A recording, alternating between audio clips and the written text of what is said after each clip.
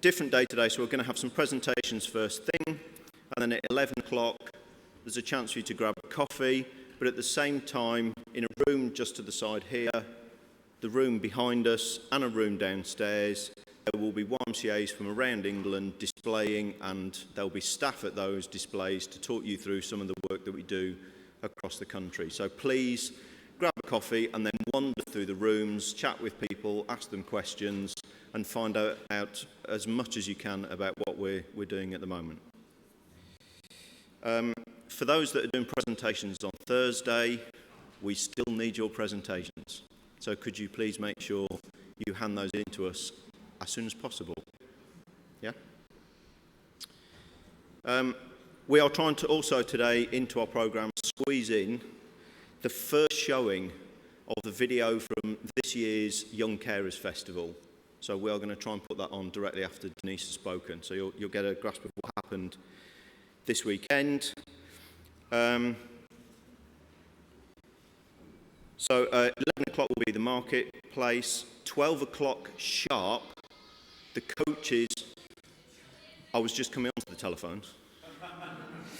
12 o'clock sharp, the coaches that are going to be taking us on our tour will be leaving from outside this building.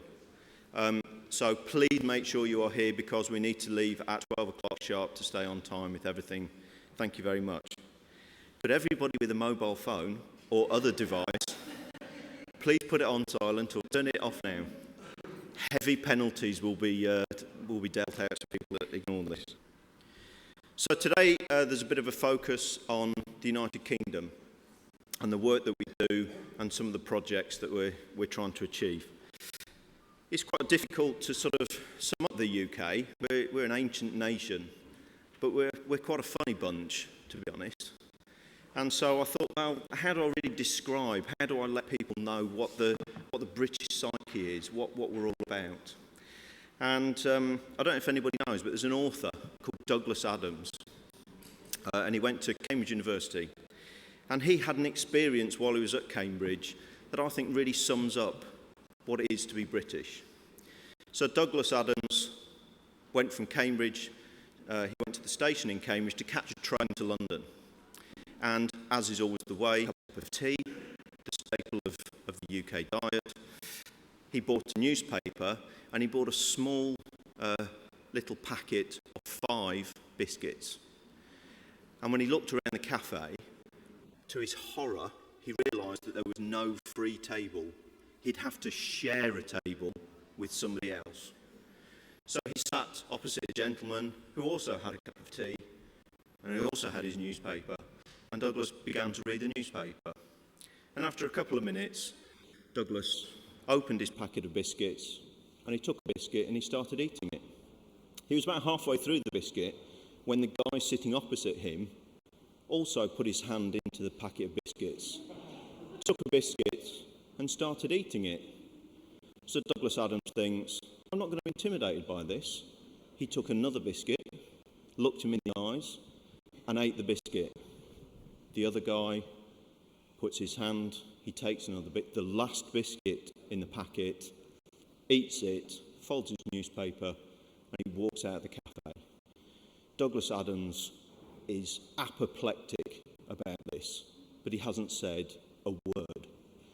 He finishes his cup of tea, folds up his newspaper, and then realises that his packet of biscuits was under the newspaper he was reading.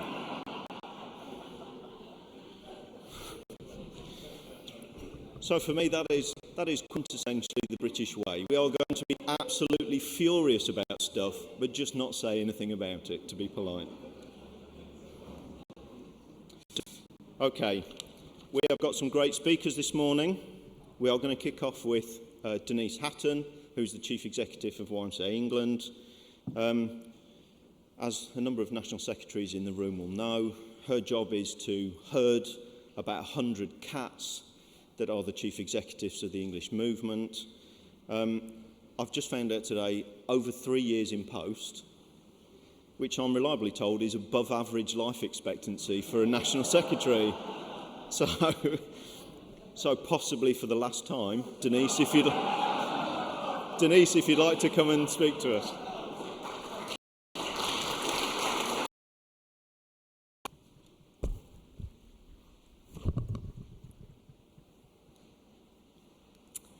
So good morning, colleagues. You've already been well and truly welcome to Winchester and to this conference. And as Chief Executive of the National Council, I'd like to warmly welcome you to England, home of the founding movement of the YMCA. I hope that you have a great time during your stay here, and every day is exciting as yesterday. But back to the beginning, 172 years ago, a young man called George Williams started the YMCA in central London. He had observed on the streets of London the plight of young men struggling to make their way in life. And with the support of friends and colleagues, he started the YMCA. And who would have known that all these years later, not only does the YMCA still exist, but it has grown to serve the needs of over 58 million people in 119 countries, and is the oldest and one of the largest youth charities in the world. 2 weeks ago, I attended the Queen's 90th birthday lunch for the charities she's patron of.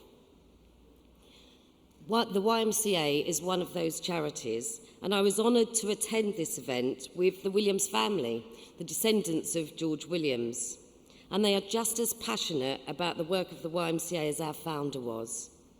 Spending time with the Williams family reminded me of just how important it is that we remember we are all just the present occupiers of the footsteps left by George Williams, and of the responsibility we have as YMCA leaders today to secure the legacy for future generations. Undoubtedly, one of the key reasons for the YMCA's longevity has been through its leaders, its ability to constantly change, grow and evolve to meet the needs of local communities. This work never ends, and here in England, we are constantly shaping the legacy we want to leave. We are and will continue to be a movement in transformation, and have recently been joined by the YMCAs in Wales, who are also embracing our journey.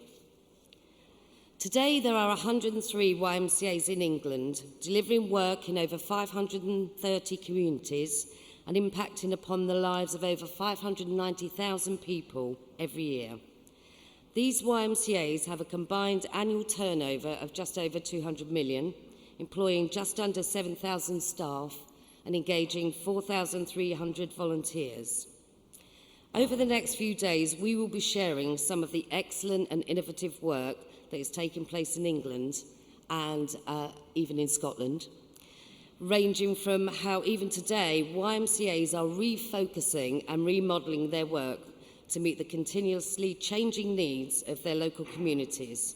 And this is from the innovative YQ project, a housing concept helping to address the housing shortages for young people, particularly in the south of England, to Central YMCA, who are looking at completely refocusing how they work with people in their fitness facilities. Our vision for the YMCA in England and Wales is of an inclusive Christian movement, transforming communities so that all young people. We express this through 5 key areas of work. The first is accommodation. YMCAs provide just over 10,000 beds every night and is the largest provider of safe, supported accommodation for young people in England and Wales. Advice and support is the second one. YMCAs provide a wide range of advice and support services, including drug and alcohol support, housing advice, young offenders programs, and general advice services. In education and training, we have YMCA Training, our YMCA George Williams College, and local YMCAs providing a wide range of education, skills and training courses, including apprenticeships, work experience placements, ICT skills, literacy and numeracy programs, basic life skills, and of course that thing that appears to be dying, youth work. Every year, YMCAs help 43,000 people to engage in education. The other work that we undertake is our family work. YMCAs across England and Wales provide a whole range of services to support young people and their families. These include childcare services, breakfast and after schools clubs, parenting programs, family mediation work, and a wide range of school-based activities. Some 68,000 young people are supported by YMCAs through these programs. Health and well-being is pretty significant for the YMCA in England and has been for a few decades. The YMCA is the largest voluntary sector provider of activities and services that promote health and well-being in England. YMCAs operate 54 gyms, 9 swimming pools, 29 leisure complexes and 48 community halls, to highlight just a few of the services that are offered. YMCAs day in, day out work hard to deliver excellent quality programmes that make a real difference to people's lives. And this is against a background of almost a decade of significant challenges from external influences for YMCAs in England. As the economic recession bit harder, from 2008 onwards, so did the impact upon charities, and YMCAs in England and Wales have not been immune to it. Internally, there have been many challenges. Over the last 13 years, as mentioned earlier, the YMCA in England has employed 4 national secretaries, which has been punctuated by 3 interim national secretaries. YMCAs and the National Council seem to be in permanent conflict, as were some YMCAs with each other. Relationships were not strong, not collaborative, and meetings were often spent selling how well you were doing to your colleagues, whilst in reality masking problems and issues. The National Council was trying to deliver everything it was asked to do, and everyone had a different opinion on what that should look like. The end result was a National Council that was unfocused, trying to do too much to please everybody, and actually not delivering very much at all. It seemed at times that our YMCA movement had reached a place where relationships with local authorities and external partners were valued above the relationships, even within this environment. Over the last 6 years, YMCA turnover has been into crisis, and a few cases, YMCAs going into administration and bankruptcy. We also have a pension deficit. Our pension deficit has and continues to be one of the biggest collective challenges we have. YMCA England alone has to find £1 million a year before it delivers 1 day of support to local YMCAs. And this is a significant challenge for the local YMCAs as well. So together, they have to find an additional £2.5 million a year. With all of these challenges facing us, it's no wonder many within the YMCA movement felt we needed to come together to revisit our vision, produce a strategic plan for the priorities we need to deliver together, and set out a clear direction behind which we could all unite. So in May 2014, YMCAs in England launched its first strategic plan. We called the plan produced initiatives from across to increase our influence. The work of this group ran alongside and intertwined with the development and identification of a new national YMCA brand. Again, this was led by representatives from across the YMCA movement, and we engaged the services of Asha, one of the leading brand agencies in the UK, to help us drive this work forward. It's fair to say that this is being used across England. This is what we call brand soup.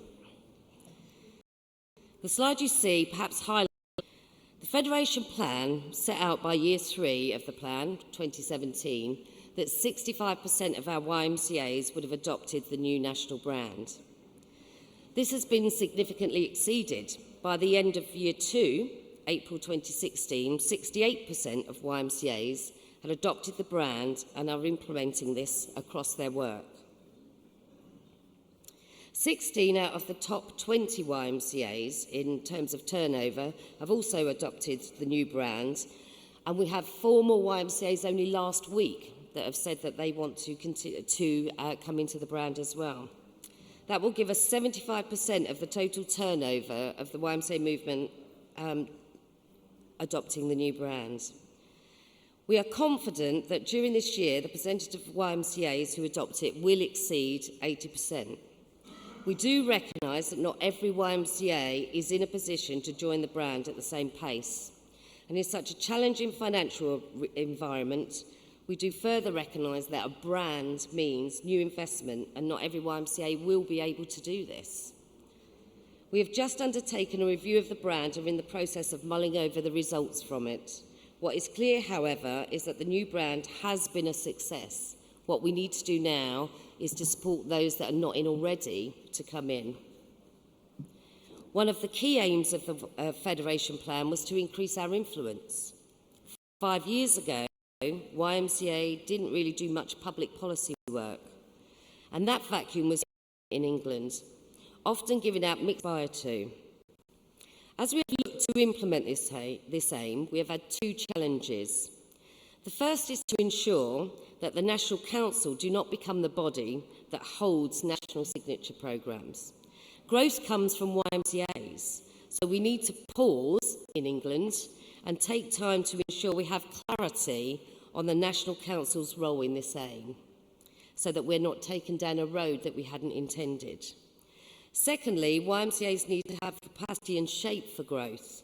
So the focus in the first instance is for us to evidence-base what approach we need to take to identify models of YMCA that allow this growth.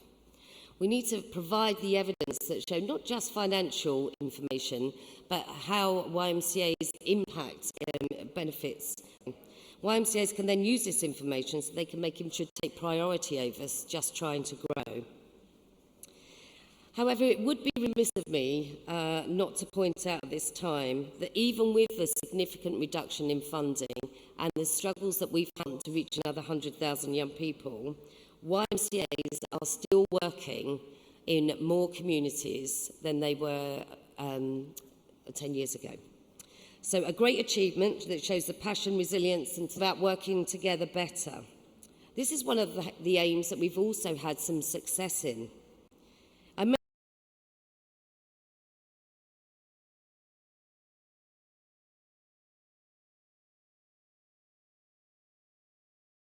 mentioned our culture earlier and cannot emphasise enough how conflict that manifests itself as attack rather than challenge can stop progress. We now nurture a culture where trust and respect is paramount, where challenge is welcomed and attack is challenged. And how have we achieved that? Sorry, 2 pages at once. Thought I was getting through it pretty easy. So, we now have a culture where trust and respect is paramount, where challenge is welcomed and attack is challenged. How have we achieved this? Well, in my view, the change has been supported by the openness and transparency of the National Council of YMCAs, perhaps supported by such significant external funding challenges that it's become safe to say all is not okay. Listening to each other and pausing and reflecting if we think, excuse me, if we think we have not got something right and not just ploughing on with the plan. And importantly, the growing understanding and use of emotional intelligence in our leadership. Do I think our culture is there? Perhaps not. Significant to deliver these ideas. The mergers driven, a small number of turnover being wiped out in 2018, we will not gain the growth we need or aspire to unless we make significant change. We will not gain the growth we aspire to or reduce the number of YMCAs going into crisis unless we act now. So it's time to shape our legacy for future generations. When I think of the challenging environment YMCAs in England and Wales have operated in over the last decade, I do wonder where we would have been without the Federation Plan, without the much improved collaborative relationships, without a national brand, without YMCAs merging. Would we have sustained the work we are delivering in communities? Probably not. Would we have lost more YMCAs? Absolutely yes. But I also voice a word of caution as we reshape. The diversity of our work, owning assets and living in our local communities may have given us the advantage over the other charities that have disappeared over the last decade in England and Wales, and that has been many. There are not many charities in England and Wales that can say they are serving more people now than a decade ago. Compared to George Williams, the world today is a much more complex place to run a charity. The words regulation, risk, management processes, business models can often pop up before the words vision, mission and values. So if the future of the YMCA in England consists of fewer, generally larger YMCAs, should we be giving some thought to this? Should we be concerned? What might we lose? With the changing shape of YMCAs in England, what are the development needs for the leadership of the future? How do we keep sight of our mission, vision and values? How do we ensure we shape ourselves so that all young people can belong, contribute and thrive? We don't have all the answers yet, but at least we are seeking them. So some great successes, but only the start of what will continue to be a challenging journey of transformation. Our first review of our Federation Plan will be launched in July next month, and this will help us shape any changing need we have to keep this journey of transformation on track.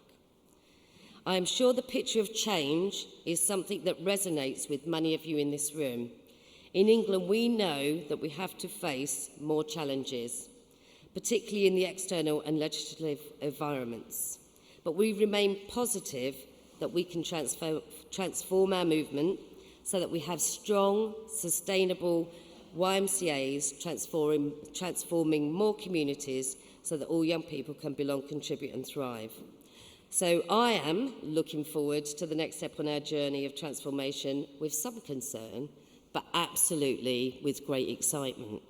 So thank you for listening to the shape of transformation for the YMCA in England and Wales. I'd be really happy to hear your comments as well as take any questions. So we're here to learn from you too. You've heard the position we're in.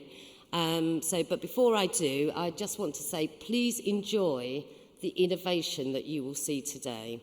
Much as we have had a significantly challenging time over the last decade in the YMCA movement in England and Wales, there is some amazing work happening on the ground. So that's where, as I've said many times, we are delivering more than we were. That's where the true innovation and great leadership is happening. Thank you.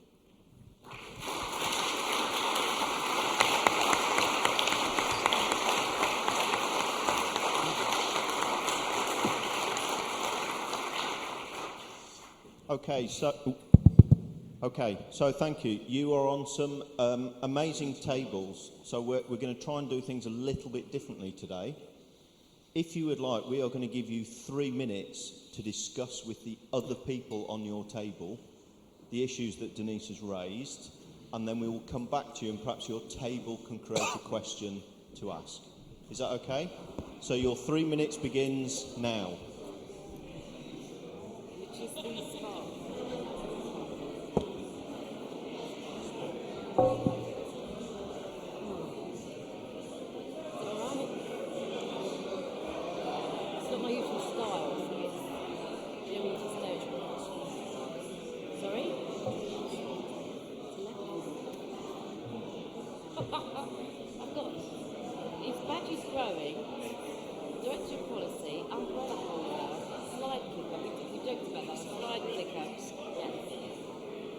We do great teamwork, we do.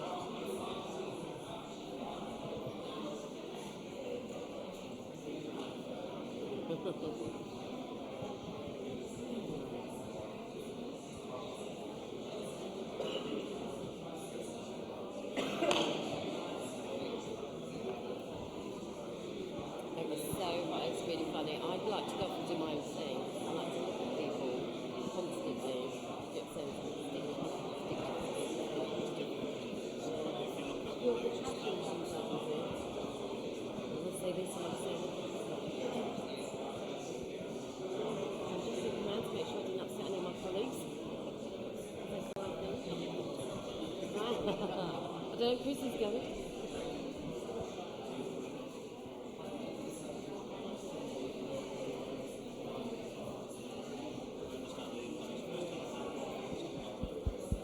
Yes, I spoke to him last week. I've got to get some stuff sorted out to put up on the NHS network was offering. We wanted anything from the brand outcomes. That's what we were doing.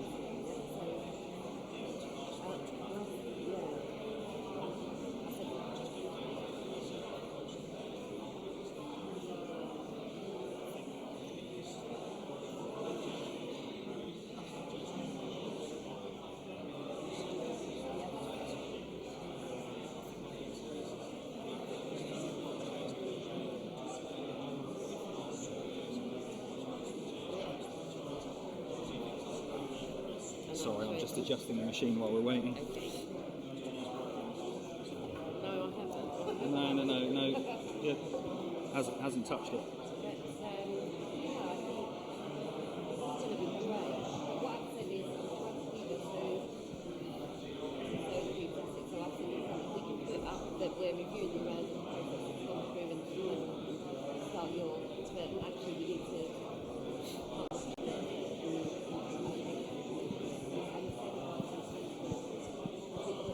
the brief we did here.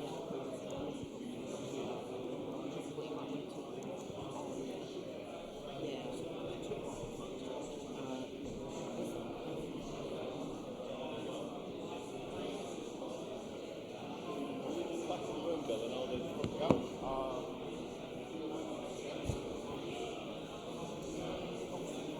Okay.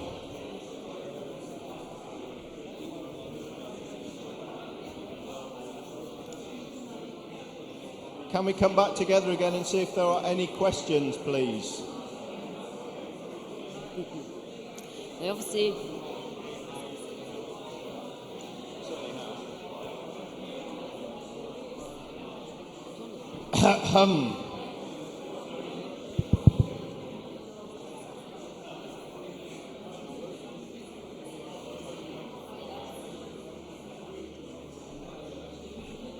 Are we ready, please? Would somebody from your table like to raise their hand if they have any questions for Denise, and we'll bring the microphone to you. Steve?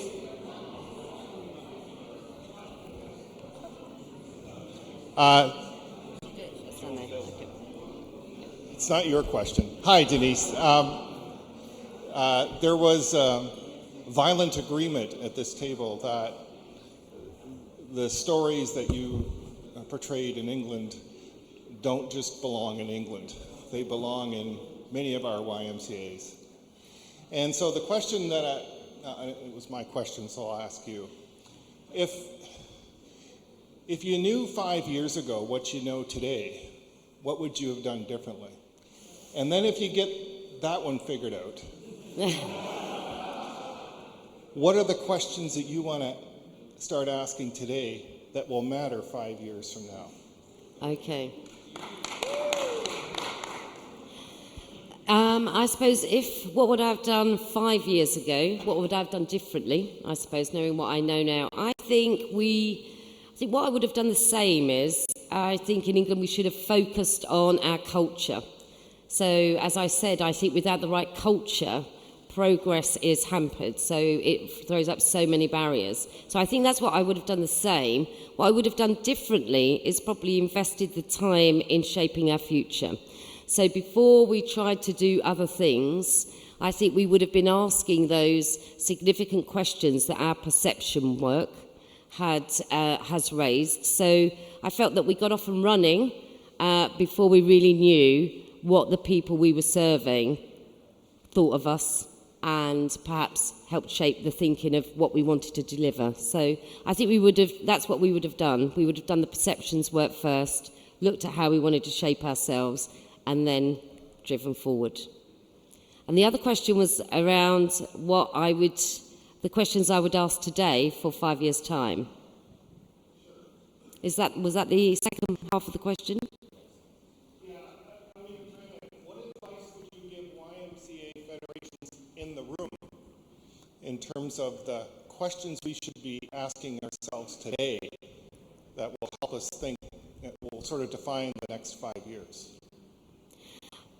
Well, I suppose it's pretty similar to what I would have said for 5 years ago. I would ask at your YMCA, the questions I would say you should be asking is, do you know if you're serving the right people? So I think you should ask, do we know who we are? Are we about young people? Are we about all young people? And then if so, how will we deliver that? What are their needs? So rather than us thinking that we think we know what they need, what we ask young people what their needs are. So I think it is about being very clear about why we're here. So I'd ask that question, why are we here? And then once we know why we're here, how are we going to deliver that? But engaging the people we're serving in asking that question. I would say perhaps it'd be interesting to go back and do some perceptions work around what your communities truly feel of your YMCAs locally. We recently had a YMCA in Norfolk, that did the same piece of perceptions work. Interestingly, it was very similar to the national picture. But yes, to find out what your communities really need.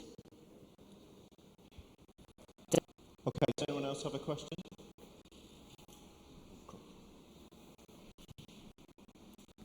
Thank you. I'm Carlos Sanvi, African of YMCA. There's no question coming off our table when we discuss the situation of many local YMCA merging of YMCA, strengthening YMCA. But my question is linked to your answers about what happened last week in England, the Brexit. We know that 64% of the young people aged 28 to 40 voted to remain. What does it tell the YMCA? That our core group, especially in England, will spend the next 69 years in a situation they didn't want. What is the challenge for the YMCA and for us generally? And also, when we look at this campaign from outside Europe, outside UK, the polarization on refugee, not only in UK, in general in Europe, let's tell us some things about YMCA. What is our role in terms of educating the larger public so that we live a better world? So, Carlos, just to probably respond from a personal perspective about what I have seen from the EU exit. I think the young people absolutely wanted to stay. And we spoke to young people and were able to raise that issue for them on national television. So Jason Stacey, our head of policy, followed Boris Johnson in relation to saying why we should stay. So we did help raise the voices of young people in relation to that. But actually, I think this is exactly the same as the first question we had, what should we be doing? If we lose sight of the people that we are trying to serve, then we will get a backlash, or we will not succeed. So the Brexit really was, people weren't thinking of young people, they were thinking of their own anger. So it was really a backlash against government.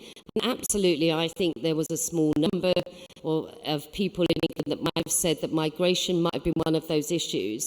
I actually think it was people who live in England saying to the government, you don't listen to us, or you only serve half of us. And that's why I think going away and talking about who is it you are serving, what is it you are trying to deliver to serve those people, and making sure that we're doing the right things is so important. One of the things that we will have to think about in England is how we can support how young people feel about this exit. So a lot of them will feel that their voices haven't been heard, and that's those that are voting. If you take up to 16-year-olds, so 16-year-olds, 17-year-olds don't get to vote, when we ask them together with 18 to 24-year-olds, 72% wanted to stay in. So this is where I think if we listen to these issues for young people, perhaps what we should be doing in England is lobbying for a change in the voting system, lobbying for young people to have their voices heard at 16, because actually if they had, we'd still be in the EU. Hi Denise, a question from table 9.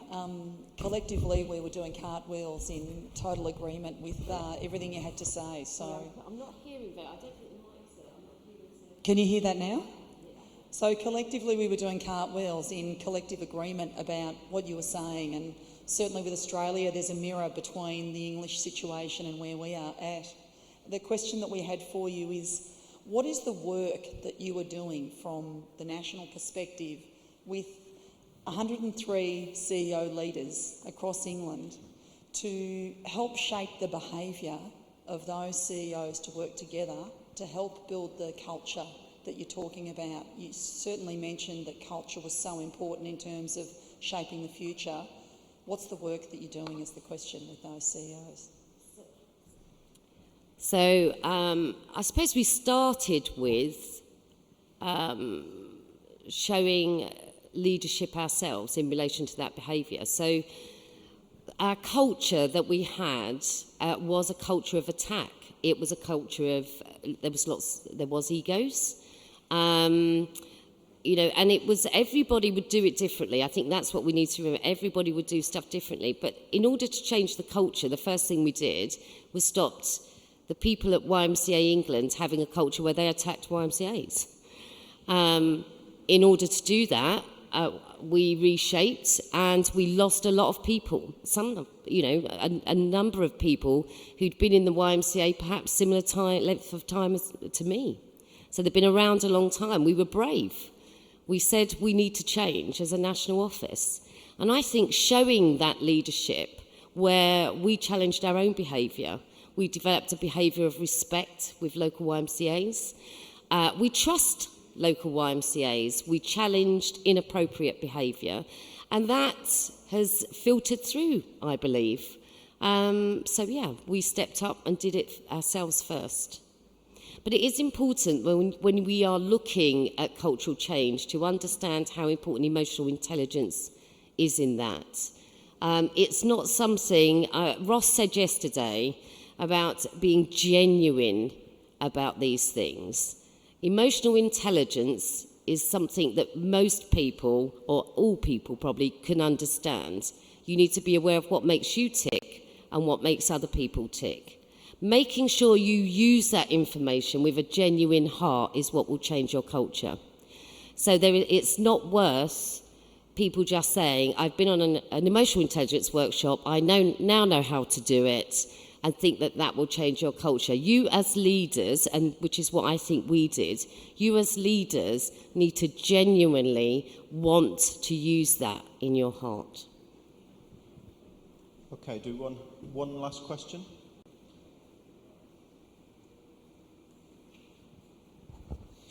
Hello, I'm intrigued by the Dove Real Beauty connection that you have with their campaign. I'm just curious if, in addition to doing projects and programs for kids around their body image, if there's also some opportunity to tap into the Dove marketing efforts around this. I know in the US it's a major positioning for them and has had great results for them. I'm just curious if there's that component to and potential for all of you.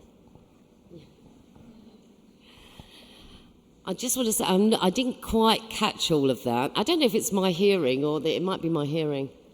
It is my hearing, apparently. Dove Real Beauty campaign.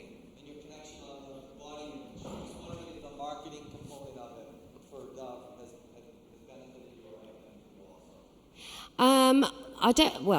also? As Jason will say, this is all a work in progress for us. Has it benefited us? We've learned a lot about working with such a global partnership. And particularly, I think they have benefited significantly from the YMCA involvement. Have we benefited? We will know that if the young people are telling us, or the statistics reduce around body image and young people's concerns around body image. So the impact for us is in the people we serve. The impact for Dove, obviously, was a marketing. They want to sell more. We want to serve people better. So, yeah.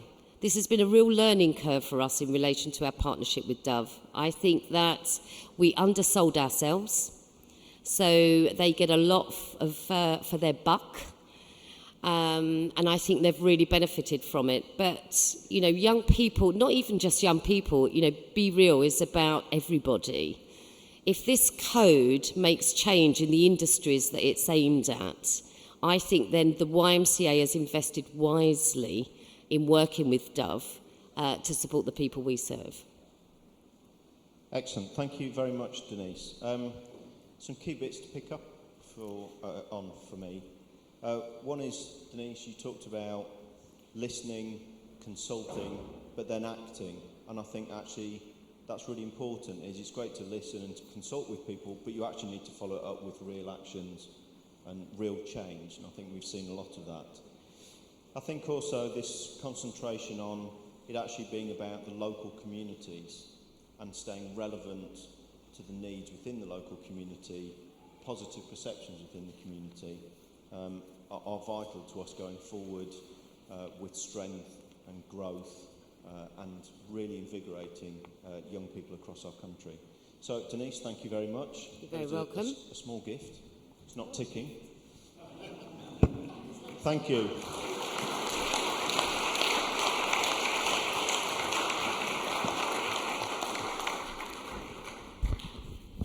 Okay, so if the technology is working, we are going to have the first showing of the video from last weekend's 2016 Young Carers Festival.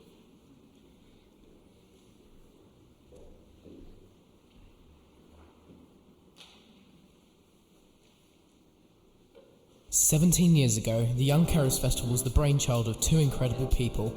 They had a vision to host a conference for just 600 young carers to talk about their experiences. Since that pioneering event, we have planted the seeds of change for legislation and laws. We have made a real difference and had a direct effect on lives of sensational young carers, both here and all over the world. As the UK heads into an uncharted future, our voice must be loud. We must continue to tell people we exist and need help. We must put ourselves first and spread the message about the hidden army of the world's most caring, loving and inspirational young people. We are the Young Carers of 2016.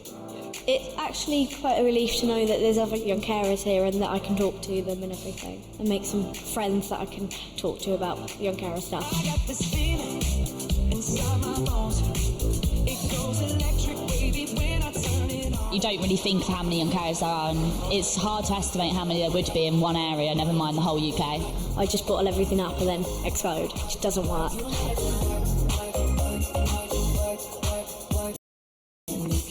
You care for other people, but also you need to care for yourself. I love it. It's absolutely amazing. When we come back, we start off exactly where we left. Make yourself some friends or you'll be lonely. The best time of the year.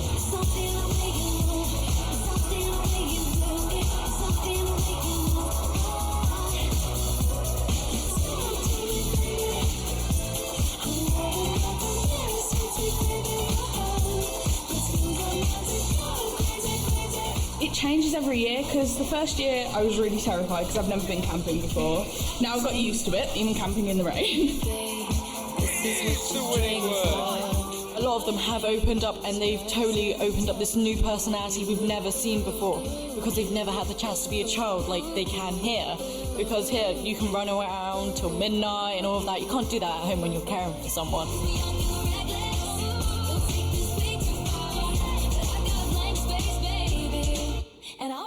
What we do isn't just like a job or just something that's logged onto us. It's something that we choose to do and that we're proud of being a young carer.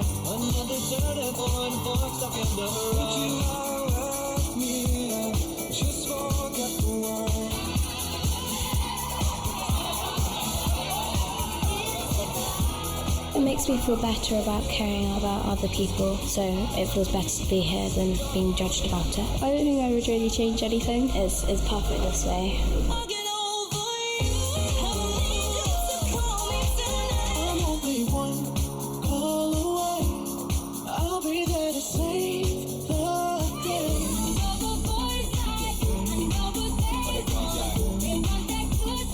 I like caring for people because I've had a lot of experience with troubles and bullying, and I don't like to see other people go through that hard time.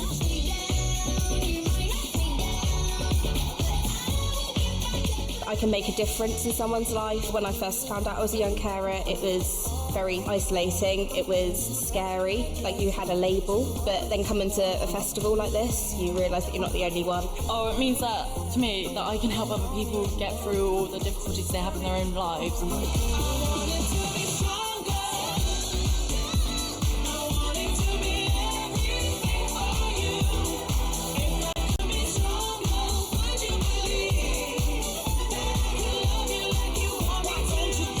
I didn't actually realise I was a young carer, so I had to grow up pretty quickly and look after everyone.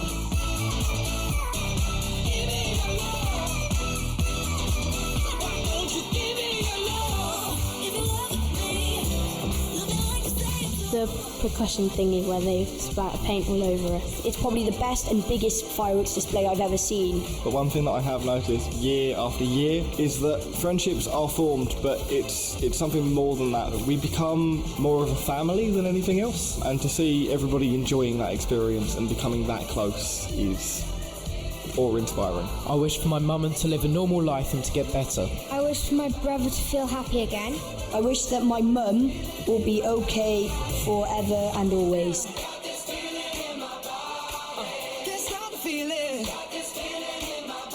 It lets me live the childhood I never had.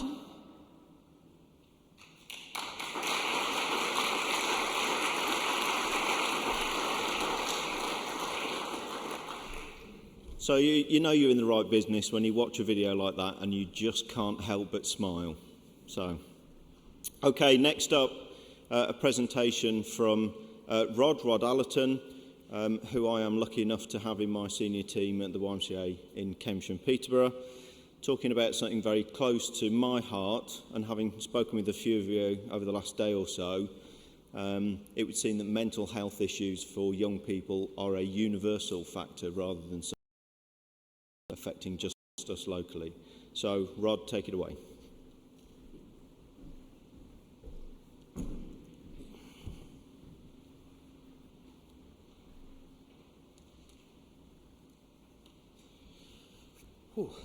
Good morning, everybody. This is a really important project for us. I've been at the YMCA about 14 months, and I'm having a ball. It's one of the best things I've ever done. And this project is particularly close to my heart and to the team I work with, who have been working tirelessly for the last 10 months to deliver this project. So I'm going to talk a little bit about a journey that we've undertaken to address some of the mental health problems that we have in our region, and I suspect right across the UK, Scotland, Wales, Ireland, and globally. I'd like to start with Peter's story. I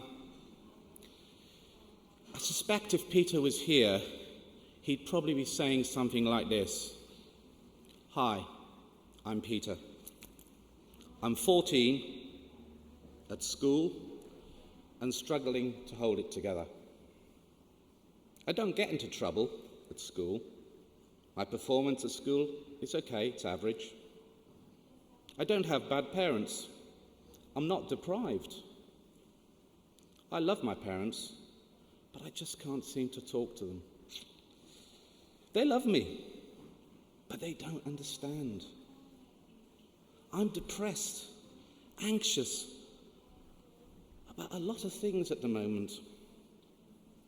Cutting myself just seems to help. I actually started pulling out my eyelashes. I don't think I'm normal, but I'm not abnormal. That potentially is a very typical story and a typical quote, I guess.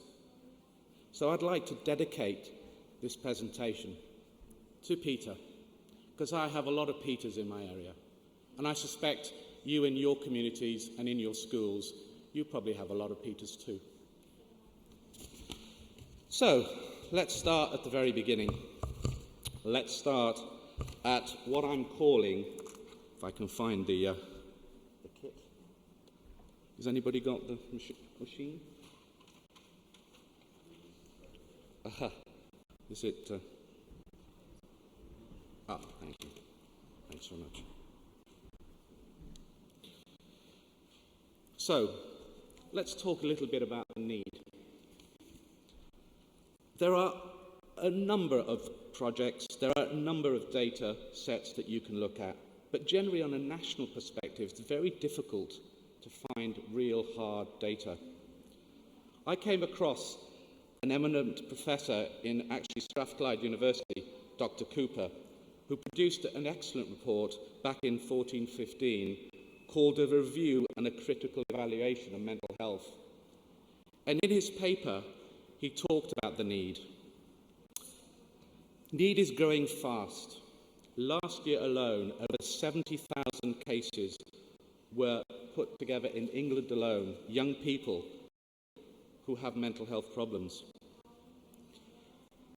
Young average age in our what we call secondary schools between 11 and 16, but probably the biggest concern and an area of biggest growth is in our primary schools at 4 to 11. It's expensive. Some schools do have their own counsellors, but predominantly on a part-time basis, and they just can't cope. Most schools have to Google search and find counsellors who are effectively own their own businesses and work locally. Typically, a counsellor would charge anything from £50 sterling to £100 an hour. Schools also have an option to use what's called a pupil premium or pupil premium in the UK. This is a means-tested, low-income fund or for children who are in care, and is provided by the government and allocated to schools on an individual basis. This typically ranges between £900 sterling to £900. Demand isn't met. Average waiting times in the UK range between 3 and 6 months. Totally and utterly unacceptable. The profile typically at the moment within the need suggests that it's around 60% female and 40% male. Areas like depression, anxiety, self-harm, abuse, eating disorders, substance misuse, and suicidal intentions all come up too frequently. What is more worrying is 40% of issues ongoing for more than a year, and less than 5% are managed within a month to 3 months. So the need is growing fast, quick, and there is very little funding and support for mental health in young people. So, to talk about what we are doing at Cambridge and Peterborough, we've actually been looking at counselling and managing counselling services for about 30 years, but at a fairly low level. In the last 10 years, we've operated under a structure of 3 full-time service equivalents, running essentially 3 different programmes. We do have a local authority contract, which we get around 50 to 60,000 sterling a year to operate, and the executive sector and predominantly volunteers, so counsellors would offer their time to support the charity. We were seeing growth of about 9% a year, and we were receiving about 150 referrals a quarter. But the bottom line was that effectively this was a diminishing and limited provision, and we were getting very little traction from the local authorities to support this programme. And I say the main elements of the service that we were encountering were family problems, anxiety, depression, medication, the easy option instead of thinking about intervention. And probably most importantly, their pressures of their own meant they were giving little time to young people who came into the surgery with their parents. So this causes huge problems. The Perfect Storm went on to talk about pressures on schools. Capacity within schools is just not there to be able to handle these issues. Access alluded to very, very, and many children are hidden, but it's only 20% of the problem. 80% of the problem is the low, making sure that the service is scalable.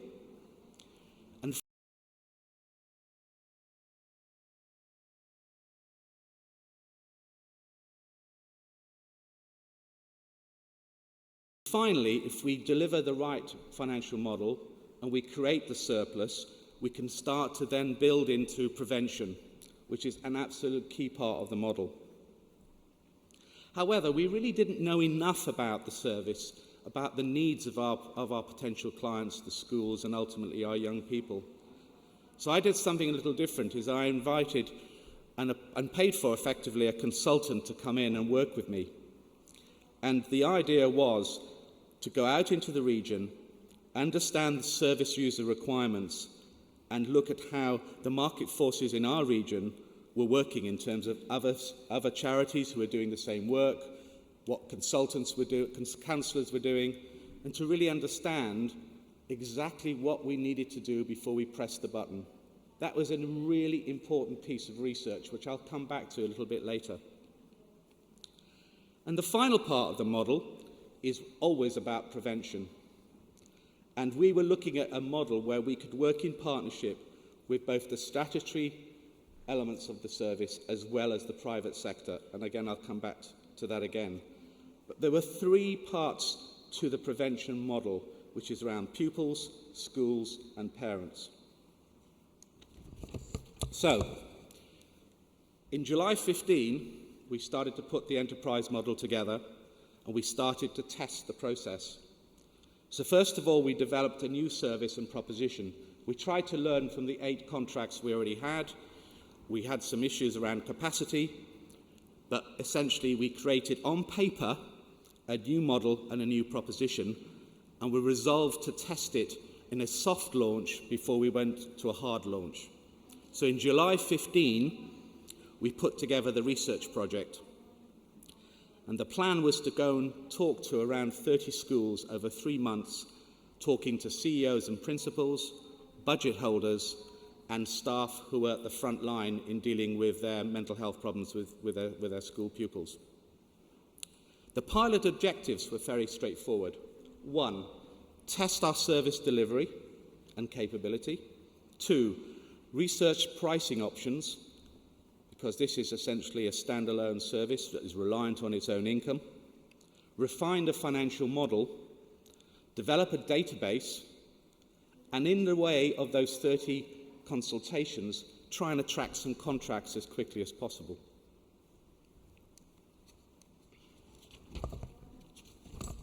So, in our response, in our pilot outcomes, we found some very interesting information. The consultation results were just unbelievable, and I called them the golden nuggets. And this helped us to refine the original proposition and create a pricing model. However, the big shock was that primary schools became the prominent part of the service.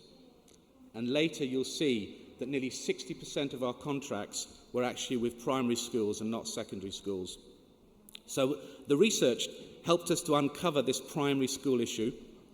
It helped us to find a new approach, and through working with our counsellors, we identified a new service for primary schools, which is called play therapy, which is a slightly different model when you're talking to older children.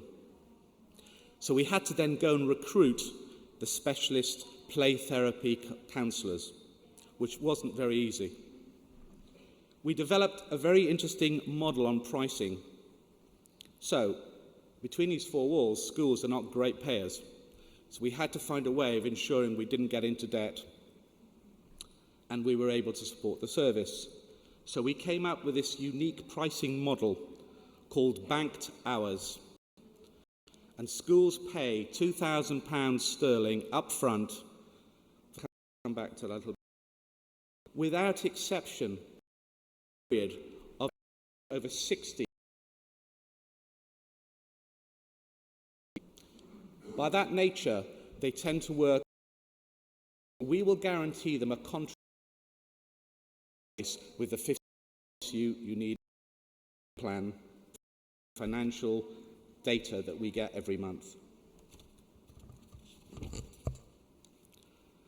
So, I'll come back a little bit, if I may, to the research that we did, because I think fundamentally, if we hadn't managed to do the research, none of this would have happened in the way it's happened. So I wanted to share a little bit about some of the research and the findings we came through. I'll start with what I call the big picture. So what the research told us, student mental health problems. There were some deep needs across all age spectrums. Schools were telling us they were desperate for help. The most important feedback we got is, we just don't know what to do. Schools are increasingly feeling isolated, becoming more ever reliant on high-cost private counselling, the old Google search. And they themselves are under significant budgeting costs. I can genuinely tell you that every single school meeting I went to, the principal would say, I ain't got any budget. And we'd say, fine, but this is not a service that we can sustain without you paying some of the costs. When we so far, 95% of every school that's told us they don't have the budget have found the budget. So that is promising in many ways. Self-harm is a particular uncovering for us areas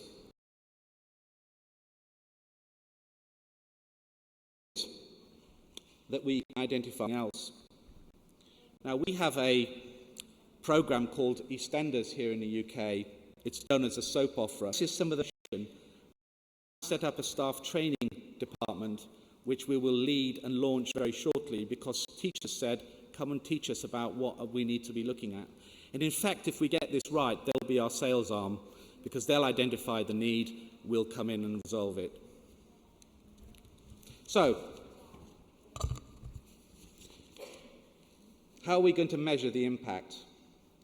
Again, working with the BCAP, working closely with the teachers, parents, and the counsellors, we have developed an impact model, which starts around access, pre- and post-impact assessments, completed by all the recipients. We're going to be preparing case studies, and we will work collectively with the local authority to share some of this review work. We've created a central database for data to be recorded and progress is measured at all 3 levels.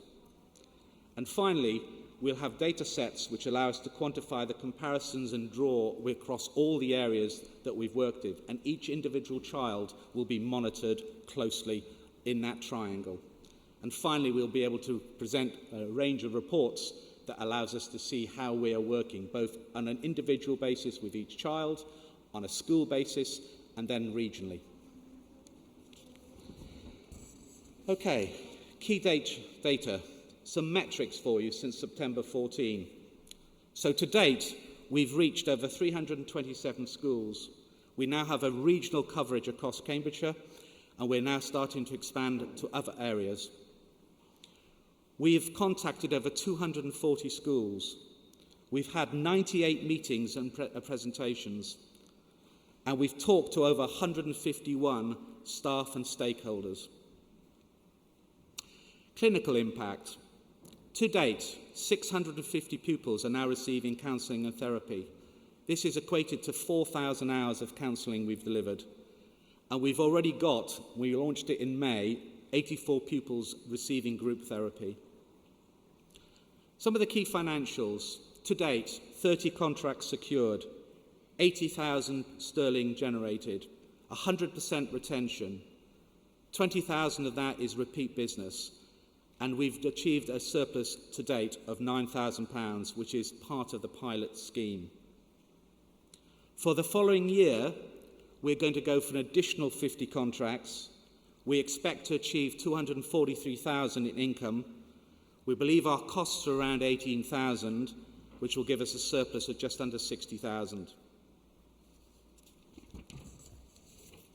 And finally, the road to prevention, the future. We've identified an interesting anomaly within the school programmes. Because they're all suffering economically and are having cuts, they're now beginning to work as cluster groups. So we're targeting cluster groups who meet on a regular basis, anything between 6 and 80 schools, and we're starting to now present at cluster group meetings. We're going to launch a new health and fitness service to fit within the matrix that we're trying to support the young people with, and we're looking to expand the service across many regions. We're working with YMCA England to support the Mental Health Ambassadors Project as a peer-to-peer. I intend to launch 2 action groups, one in the north of the county and one in the south, which will be made up of all the interested parties in this area, and we're going to fight and raise the profile of the issues. I'm looking to launch a dedicated website to ensure that schools don't feel isolated, that we have best practice, that we signpost all the areas, and that I'm going to get that privately sponsored. And finally, another financial part of the model, we're now talking to corporates in the area to get them to sponsor schools that can't afford this programme. Thank you, that's about it.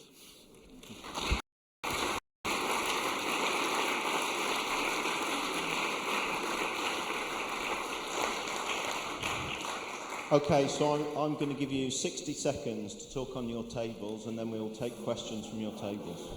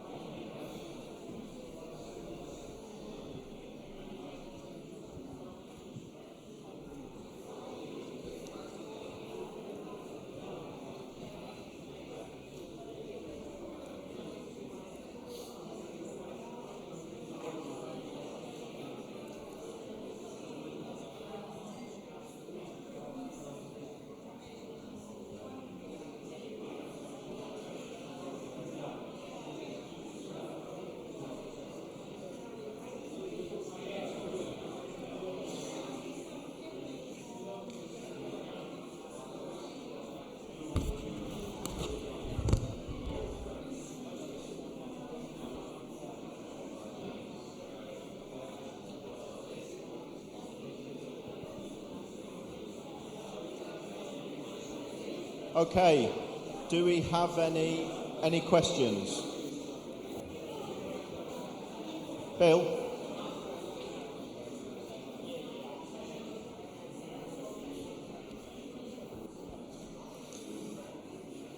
Rod. That's very loud, wasn't it? Thank you for a presentation and a great enterprise, which we really hope that you become very successful at for a whole raft of reasons. Our table recognised that the models around how education are funded around the world are probably quite different. So in your research, what did you learn around the market of referring or selling to GPs and also to parents themselves, recognising that mental health and youth suicide is not an issue for just the poor, it's also an issue for the middle class as well as the wealthy? And another question was, in your schools, how many of them are private, so not government funded but private schools, and were there any differences in your approach to the private school versus the government funded school? Oh, wow, okay. So let's take GPs. So GPs... That's a lot of questions for 1 second. GPs are the first question. Okay, they don't want to know. Bottom line, they are so busy. They don't, unless they have a specific interest in their surgery, a doctor, they are not capable of giving the time and the emotional support to young people. So they are, if you like, the intermediaries. When a child, if they're referred from school to a GP will look at it. I have personal experience with my own children. So the GP will be very sympathetic and will signpost them to somebody who is a specialist. Some smart GP practices will have a counsellor within their organisation, but it's very, very rare. So from a GP perspective, they are signposters, they are very sympathetic, but they don't believe they're the right people to treat those young people. And as I said in my earlier part of the slides, their kind of raison d'etre, their solution is medication. It's not necessarily in any shape or form the right route. So that was the first question. The second question was... Private schools and public schools. Private schools is a really interesting one. They don't want to admit there's a problem. Simple. But when you get under the skin, it's taken us the longer to break the private school market. And in our region, we've got many. when you actually sit down quietly and talk to them, they won't make a song and dance, but they'll buy the product. But they don't want to admit there is a problem in their school because it impacts on their intake. Was there a second part to that? Parents. Parents, okay, yeah. We actually looked at this. The problem is scale. If you open it up as a direct option, a direct service, you've got to have people on the phones, you've got to have the areas to do it. So we took a decision that we would become a school-based service first, and if we felt that there was a need to be able to allow middle or rich families to be able to pay for the service, it's all about scale, and we would have to invest in phone systems, etc., to take the business direct, so a direct service. Yeah. So I think it's in our plans, but not right now. Okay, thank you. We're a bit short of time. Rod will be part of the marketplace, which is going to happen when we'll have a coffee in our hand. So if you've got any other questions, please go and have a chat with Rod. I think you can tell from the presentation, Rod is incredibly passionate about this work. It's very, very dear to him.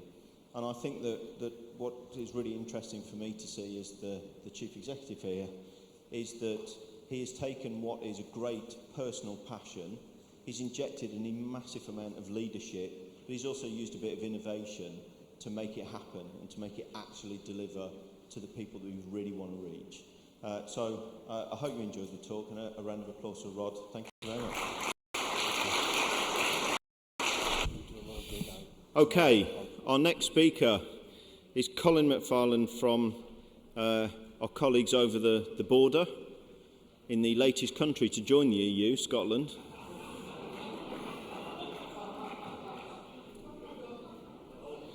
So welcome to Colin.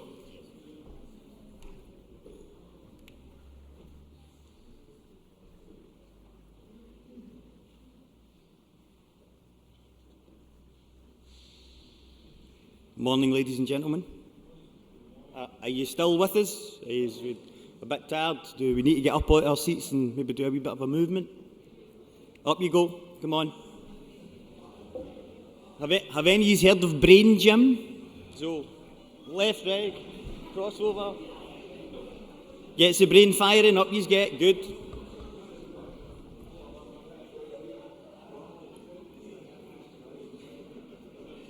You can all sit down now.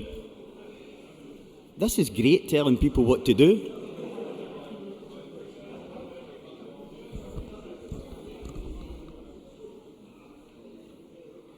Grab a seat.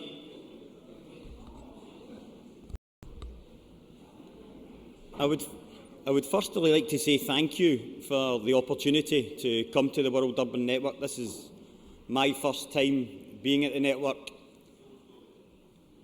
and it's been a huge learning curve for myself, learning about the different things that are going on across all our YMCAs, but also that my accent's quite thick, and thanks Michelle, where are you, Michelle from Australia, I realise my accent's quite thick. I have also noticed that when I get nervous I stand the word that I'm saying, and the translation of that is that when I get nervous, I do start to talk a bit faster, and the gaffer, who is the boss, Kerry, will put her hand up. But we also have Karen from Canada, who's going to give me a wee sign to say I'm talking too fast.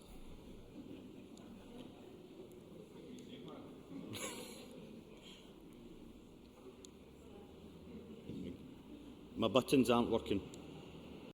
Oh. To you, a mentoring programme. It's an early and effective intervention mentoring programme. So I'll tell you a little about my journey with Plus One, the context within Scotland in which it was set up, and then hopefully tell you how it operates, how we've worked with Dartington Social Research Unit to measure our impact, and a bit about the sort of practical logistics of how the programme works.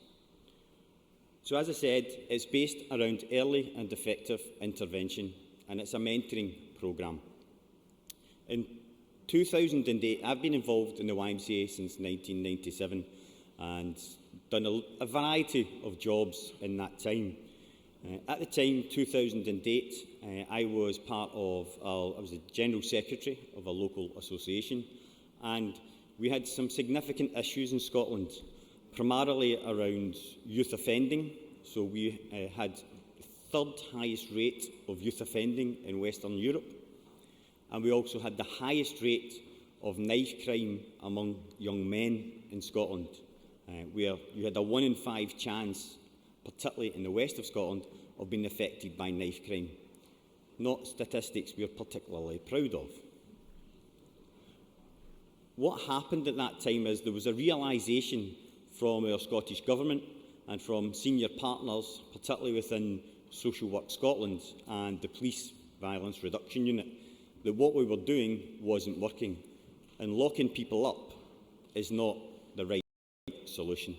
So there was a move across the whole government to get involved in early intervention. So let's head the problem off as soon as we can identify young people at risk. So in 2008, I was asked by the then National Secretary if I could be involved in sort of designing a programme that would look to engage community-based volunteers with young people at risk. In 2009, following a development phase in 2009, we delivered a pilot in 3 local authority areas, which were Bellshill, Kirkcaldy, which is in Fife, and Perth and Kinwatch in the middle of Scotland. And the pilot took 2.5 years and was very successful, and I'll come on to some of the outcomes from that a little later on.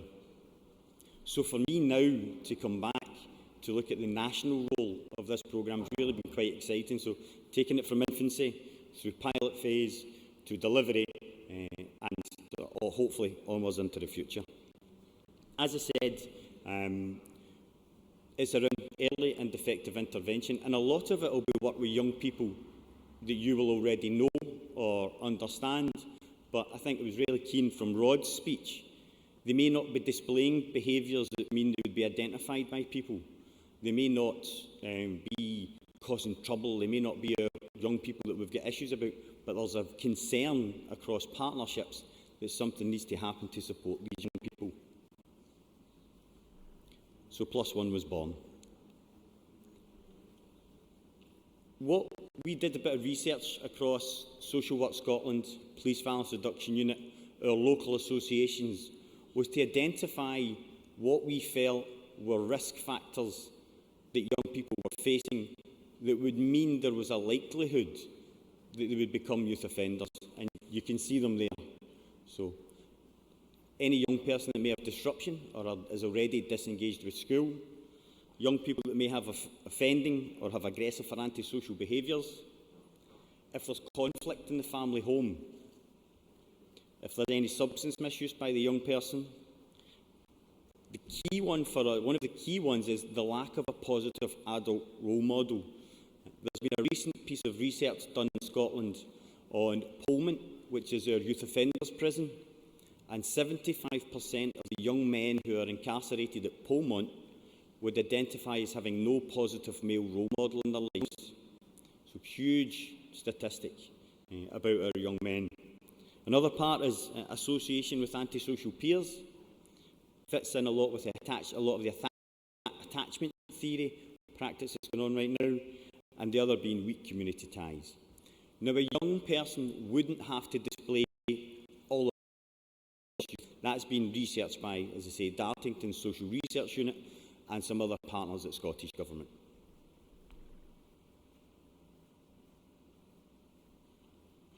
So that's the risk factors. That would mean that how do we get in then and support a young person to make some sort of transformative change? But how will we know that it's changed? Because at the end of the day, if we're looking at funding or generating income, we need to have some outcome measures. So what we set out right at the start was to highlight how will we know something has changed for our participants.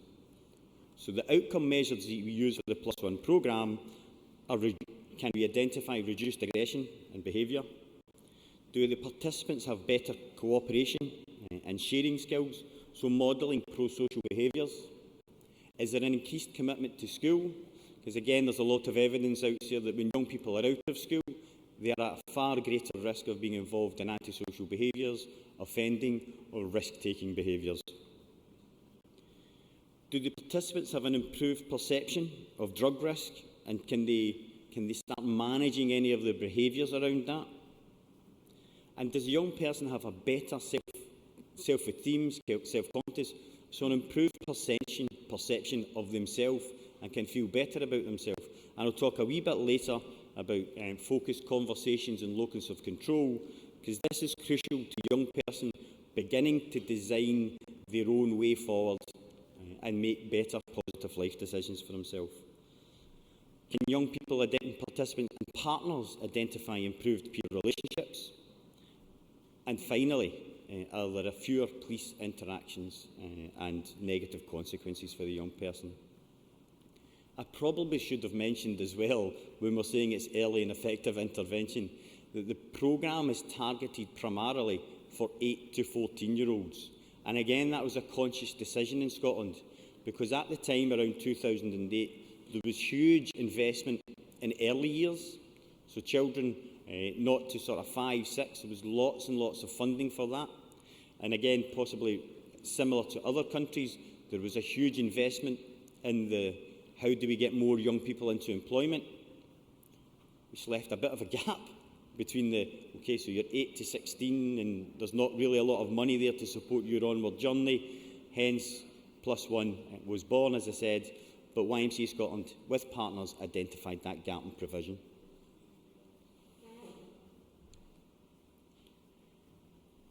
Really interesting in some of the stuff that Brian Belton was talking about yesterday, and that being how do we start to have a common language across partnerships that will support people to understand what we're trying to do.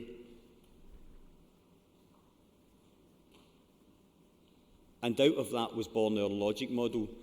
I have to say this is the 4th iteration of our logic model. So we designed one that we thought that was great for ourselves and fit our purposes.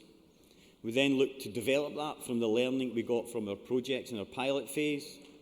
We subsequently have been delivering, as I say, the programme to date, and I've went through another 2 iterations of our logic model. Firstly, to evidence, does it reflect the practice of our work on the ground? And secondly, to make it easy for people who don't understand the youth work processes and practices to look at this. So it is, I find it very simple. I don't know what others in the room think, but it is. So on the left-hand side, you've got the need and the risk factors. So why do we want to do the work? In the middle, what do we aim to achieve? And again, something that's been important to pull out is, what are the short-term gains? Mixing myself up there. So what do we aim to achieve? How do we want to support young people to progress? So what do they want to achieve? How do we look at them enabling their own attitudes and changing their mindset? Again, something that Brian was talking about yesterday. And importantly, how can we support them in their coping and their life skills? And then subsequently, what are the short, medium and long-term gains for us? So short-term around how do we support them to create sustainable relationships? Medium-term, how do we look at reducing offending and supporting them with issues they may have around their own personal conduct? And finally, around increasing their educational attainment or success. Again, very important for us. So that's a bit about where the programme has came from, the context, but I think it'd be good to share, how does the programme actually work? So what we have in each location, the programme is delivered in a number of locations which I'll come on to. In each location, we employ a full-time programme manager on 35 hours a week. I know, talking with Glenn and some of my American colleagues, they think that's a short working week. But they work for 35 hours a week. That's our laws in Scotland. Their responsibility is to recruit, train, manage and fundamentally support 20 community-based volunteers who will subsequently be matched with 20 young people to embark on a year-long mentoring relationship. And the year-long mentoring relationship is key. It's not a short-term intervention. We ask volunteers to sign up for a year and have had a variety of success in that. The matching with a positive role model, again, is crucial. And it's not an exact science. It doesn't always happen exactly. But what we look to do is match young people with mentors and volunteers that have similar likes, similar hobbies, and enjoy similar things, subsequently to sort of build that relationship between them. The second part is about engaging in community-based activities. As I said, I was a General Secretary at YMCA just outside Glasgow, and we delivered 9 services for young people, yet every time I was talking to a young person, I said, there's nothing to do in Bellshill. What we try to do is make sure that young people are re-engaged in their community. There was a huge issue in Scotland around the antisocial behaviour bill, and I think it was reflected in the whole of the UK, and that young people became stigmatised. They weren't allowed to go out in groups in the local community. So the part of Plus One was to tackle that and then re-engage our young people in community life. Again, you can see that the highlighted part, the italic part, is focused conversations. I'll talk a wee bit more about that later, again, because for me, that is the essence of the programme and what supports the transformative change. Mentoring has been around forever, and it's around goal setting. It's been used very much in the business sense. What we're trying to do is adapt business sense models into our voluntary setting. But it's around goal setting, helping young people around their aspirations. I was talking with one of our colleagues yesterday, and the idea, the example of that I would use is, so a mentor working with a young person builds a relationship with them, and they start exploring the action plan. And for a young person, they might be wondering, what on earth is this? But it's helping them identify the issues that they're facing. So one of the examples we had in the pilot was a young person who was always late for school. So as a result, he had nobody at home to get him out of his bed and support him and advise him to get to school. So he thus had a pretty bad reputation with the school. So he was viewed quite poorly by his teachers and other people in the educational setting. So his mentor started speaking to him and said, so is there anything you would like to work on? And he said, I'd like to get to school in time. Because if I'm at school, I can do stuff. I quite enjoy it, but I can't get to school in time. So his mentor said, so how are you going to do that? Rather than giving him the answer, support him to come to the decision. The young person says, well, I need to get out of my bed in time. His mentor, yeah. How are you going to do that? I don't know, was the answer. And so they started exploring that and says, well, do you have a watch? Do you have a clock? I've got a watch, but it's not got an alarm. Okay, so we'll buy an alarm clock. So we bought an alarm clock. He set his watch. He set the alarm clock and subsequently started to get out his bed and started to get to school on time. After the year-long relationship, the school were reporting to us that the young person had a 60% increase in attendance rate. Sounds simple? Most of the good things are. And for me, that's the essence of mentoring. Build a relationship. Find the support for the young person. Support them to achieve. What's the old analogy? Give a man a fish, he eats for the day. Teach him how to fish. I said I'd come back to it, focused conversation. For me, this is the essence of youth work. This is what we do.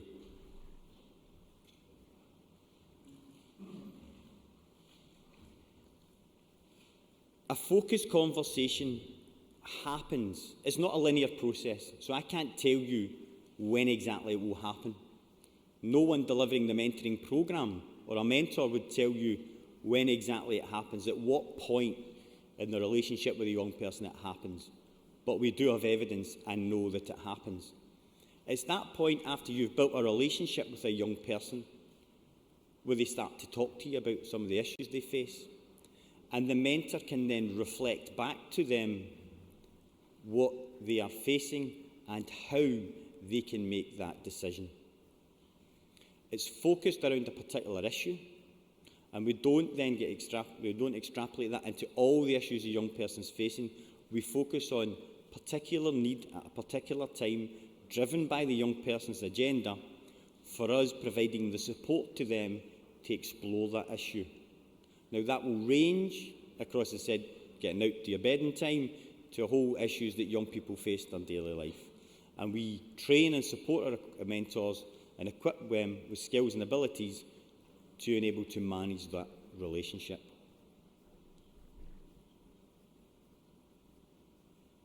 Thought I'd better check my notes.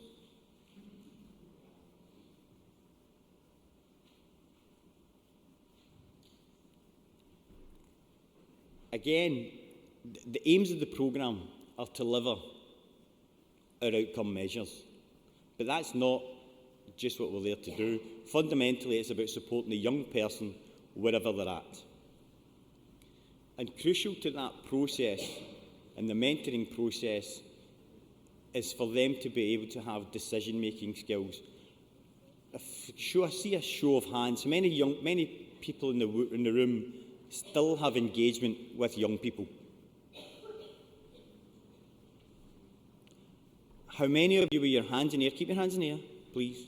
How many of you with your hands in the air would say that young people are telling you? Because most of the young people that I come across say, oh, well, I've got to go and do this, I've got to go and do that. I don't get the opportunity to choose what I want to do for myself. What we want to do is support young people, and there are buzzwords around empowerment and enablement, or whatever you want to call it.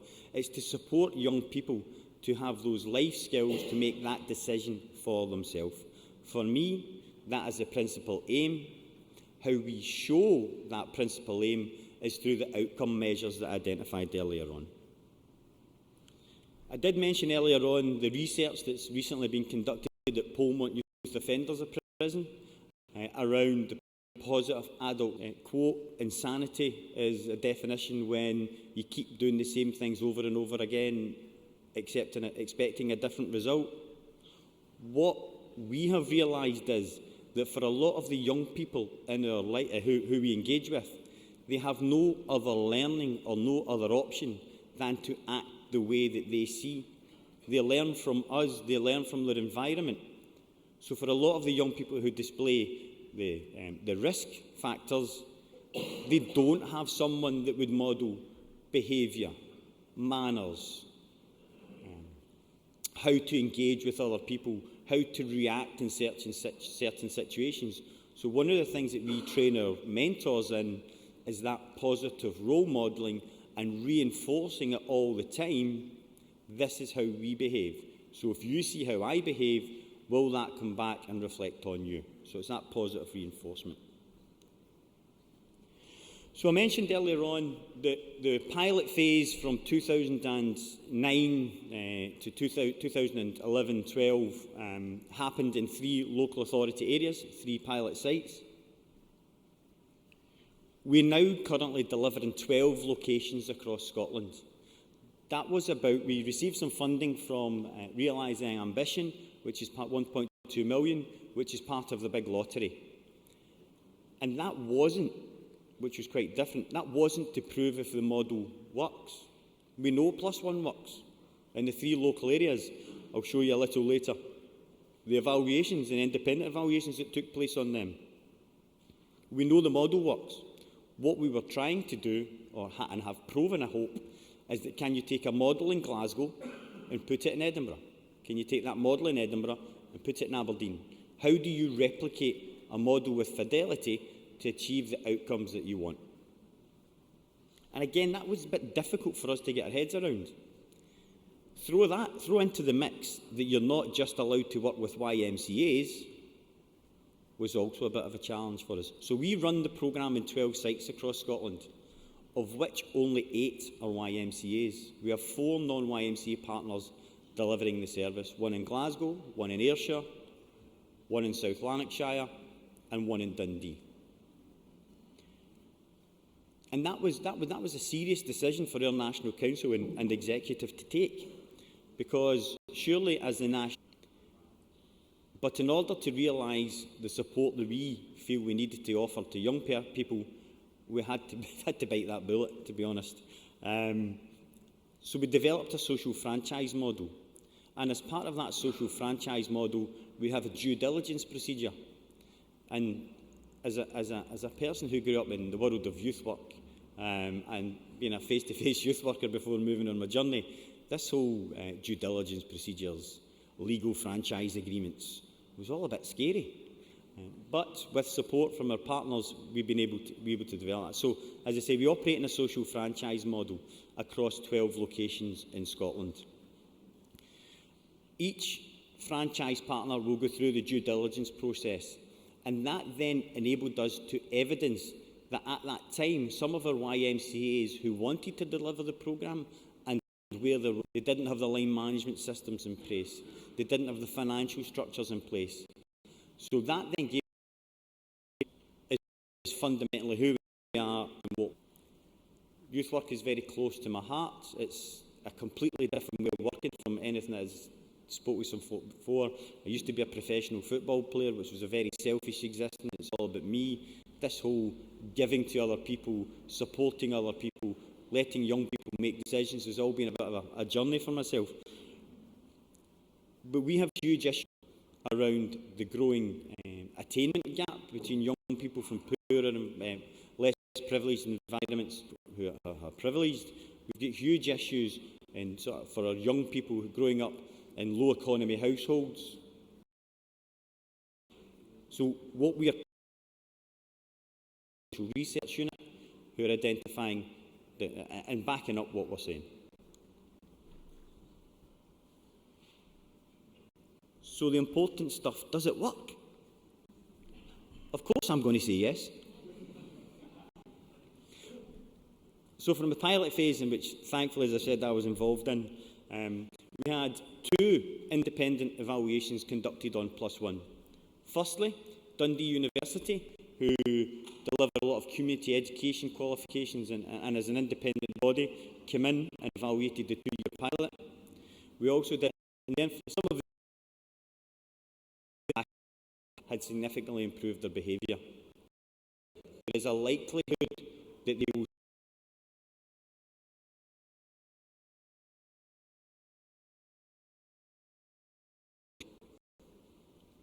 for me, it speaks for itself. We generated a social capital value of 1.5 million for an investment of 108,000 across the 3 sites. And for each pound of investment that was realised, there was a £10 return on value. So it makes sense. I was talking with Glenn and some of the other guys earlier today. One of the key successes for me in our pilot phase at Bellshill is we had a young girl whose parent had passed away while they lived in England, and she was moved up to Bellshill to live with her aunt. We were asked if we had not a lot of knowledge about the young girl at 12 years of age, but there was a risk that she could sort of suffer some challenging behaviours. So we matched and worked with that young girl for a year, and she did pretty well on the programme and engaged in the wider work of the YMCA. But we still didn't think that the journey was done for that young person. So we were able to re-refer her back into the programme, and she subsequently worked with us for another year. However, at that point, we thought she was in quite a stable environment and would be able to sort of go her own way, still with coming in and accessing some of the resources in the wider YMCA. Unfortunately, 6 months after our disengaging from her mentor, things started to escalate for her, and she was moved into a children's home, of which she could only last 6 weeks because of the conflict and rising conflict that was happening in the children's home. And she was moved into secure accommodation. Call secure accommodation whatever you want. For me, it's young person's prison. And she was moved into young person's prison for her own welfare. And she was there for 13 months. Now, as I said, we've said there, for an investment of £108,000 over 2 years, if you balance that for us keeping that young girl away from secure accommodation, when secure accommodation in Scotland costs £5,500 per week. the maths for me makes sense. So does it still work? That's another question.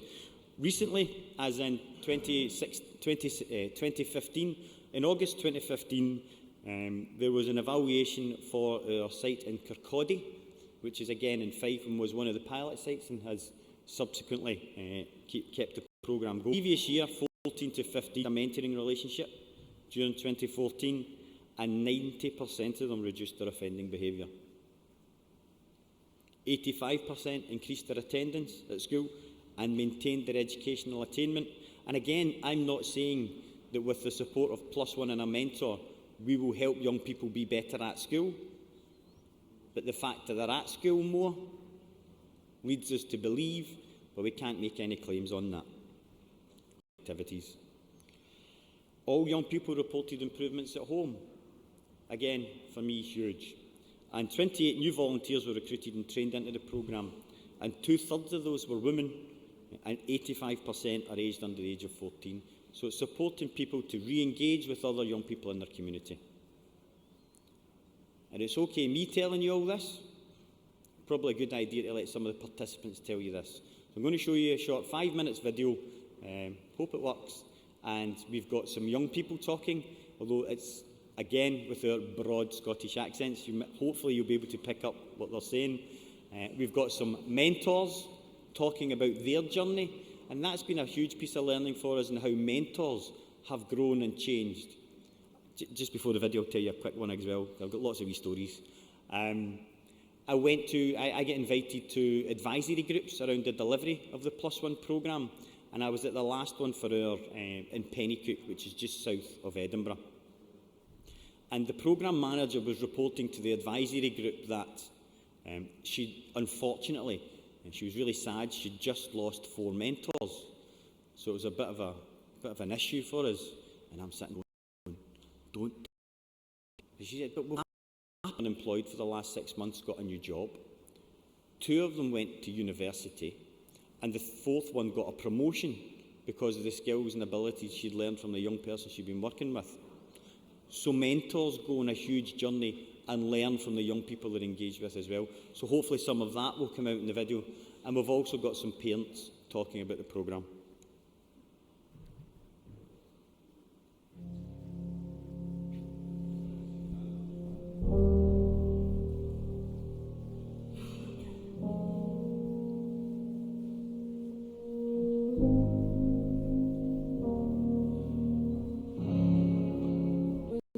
Scary because I didn't know who she was, and I didn't know if I could speak to her or not, so I was a bit shy, and I'm always shy when I first meet people. I was fine. I was a bit shy though. I didn't like to meet new people so much. I lacked confidence at school. I'm really passionate about working with young people and making a difference in their lives, and I enjoy doing it. And I just thought it was a good opportunity to do that. So the young people I've seen at school who are mentees, it definitely helps them in school, because it's sometimes difficult if they're living with different boundaries and rules at home and then coming into school and it's a completely different set of boundaries and rules. But +1 mentor's really a good person for sort of fulfilling that gap and helping them to sort of reflect on their behaviours and sort of easing them into school or helping with problems at home. And we tend to have quite good communication with the mentors, sort of direct communication with the mentors, so you can quite quickly pick up on something that's happened or an issue at home, so that we know how that's going to impact on the child when they're in school. So that communication really helps us to help the young person, and I just think the young person feels far more cared for and important if knowing that that's happening.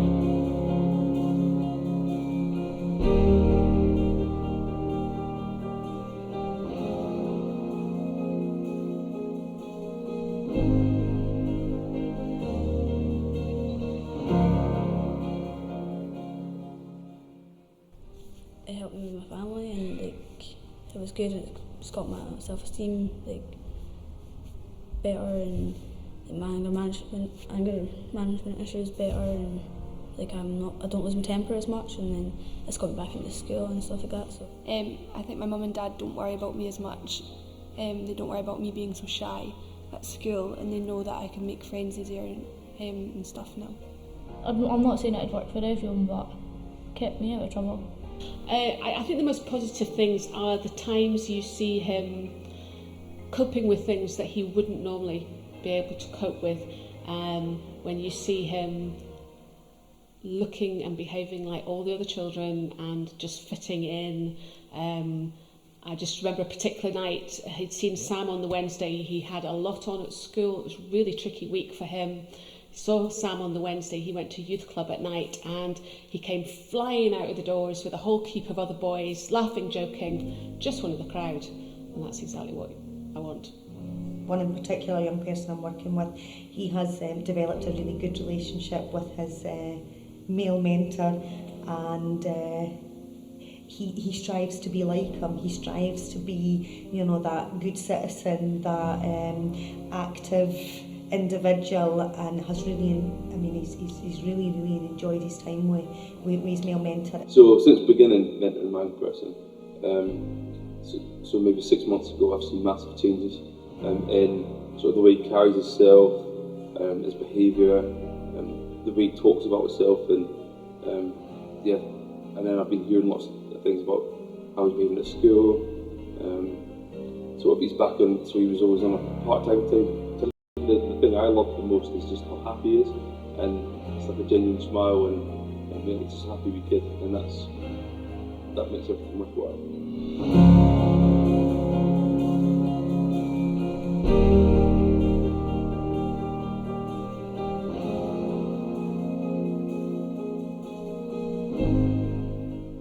Once our young people are ready to move on from +1, we are hoping, and we often see, that they are engaging better in school.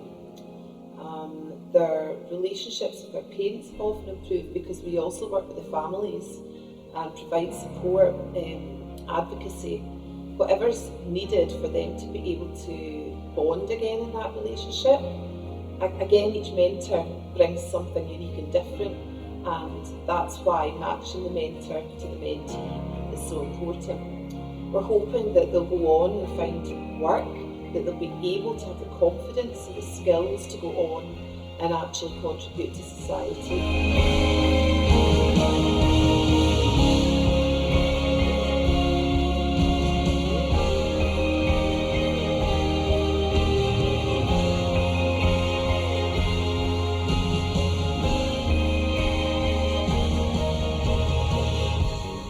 Helped me gain more friends, and you've made things better at school.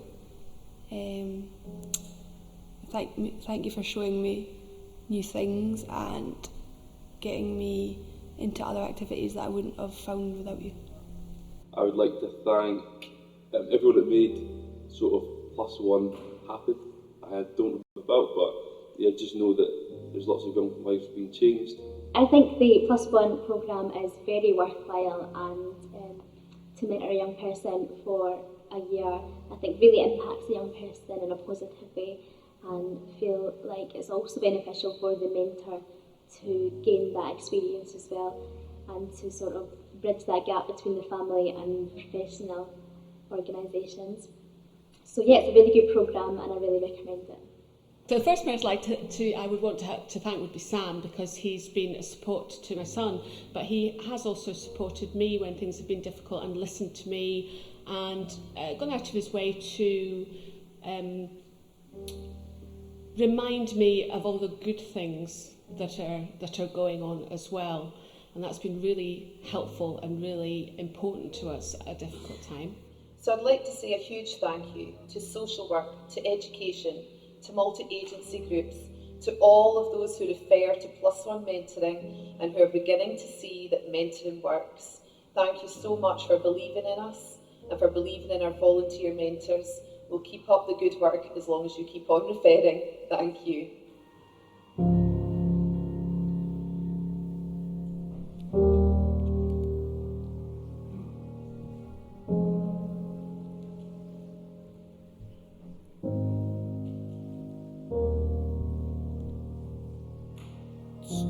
just to wrap up, I know we're getting pressed for time.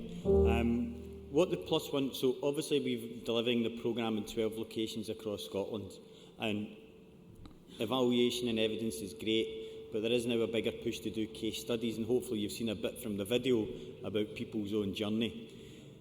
Final thing for me to say would be that we're shown that it works in Scotland, and we've been very fortunate to develop a relationship with the YMCAs in Quebec, and we are exporting the Plus One model to 8 locations in Quebec, and I'm quite delighted that probably around August, September time, I'm going to be over with a delegation from Scotland to support them to implement the programme in Quebec in 8 YMCAs in the Quebec region.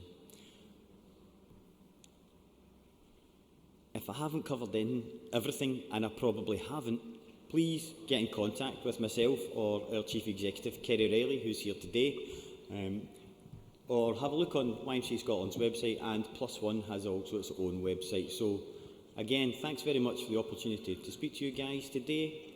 It's been a pleasure.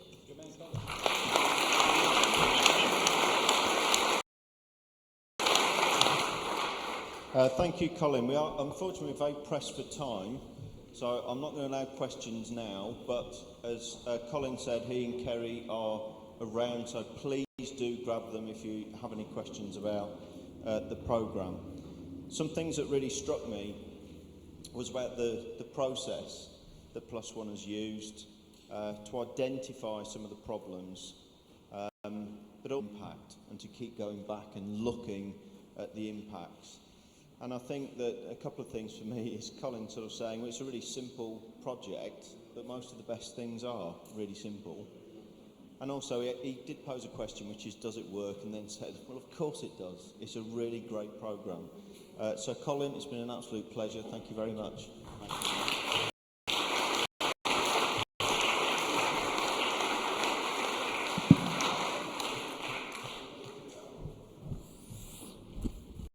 Okay. I have promised exactly 90 seconds to Dave Ball and 90 seconds to Steve Butt. So, Dave, you get... I was able to share with you the weight that's on my shoulders as the person responsible for the thanking protocols of the World Urban Network, and I shared about Jim's responsibility in thanking Brian, our keynote speaker, and Gillian's responsibility in thanking Jim for thanking Brian, and my responsibility in thanking Gillian, who thanked all of the speakers, who thanked Jim, who thanked Brian. And I further pointed out the vacancy that lays in wait on Friday for the person who's responsible for thanking me, for thanking the speakers, for etc. I want to introduce you to a second, even more important tenet of the World Urban Network thanking protocols. Now, John Martin is a very esteemed colleague of mine. He's the chair of the English Chief Execs Network. He's a man of great standing, and he's my mate. But it couldn't have failed your attention that whereas Gillian did a full 8-hour shift as the day chair yesterday, John got a half-time shift. But fear not, we have a protocol for this. This is a standard full-size gift given to day chairs who do a full-day shift. This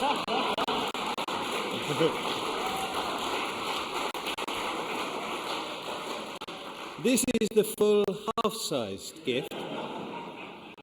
And I'm also bound to give a half thank you, full of brevity. John, thank you. And the gift, though, Bob. Oh, sorry, the gift, yeah.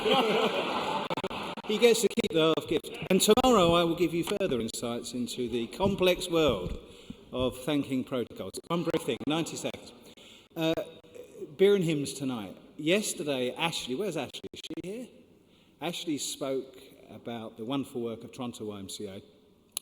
And you put your lovely dial up. I remember a guy called Jim Milligan from Toronto YMCA. He was a fantastic guy who spoke at Madrid around inclusion. And I just wanted to mention with regard to beer and hymns. Beer and hymns is not tribal. You don't have to be part of a tribe to join in beer and hymns. The only tribe you have to be part of, you have to like to drink beer. Okay, that's important. Unless you're a bit more middle class, we allow pims and hymns for those of you who can't sing in a pub and a bit of an informal sing-song. So you'll have a great time. Everyone is welcome to beer and hymns. Be really, really careful to get on the correct coach. They are Luckett's coaches. Now, I'm not guaranteeing there's not going to be more than 2 Luckett's coaches, and there isn't one going to Newcastle. But if you get on a National Express, that's definitely where you're going to end up. So Luckett's coaches, but I'll be there, and other people will be there.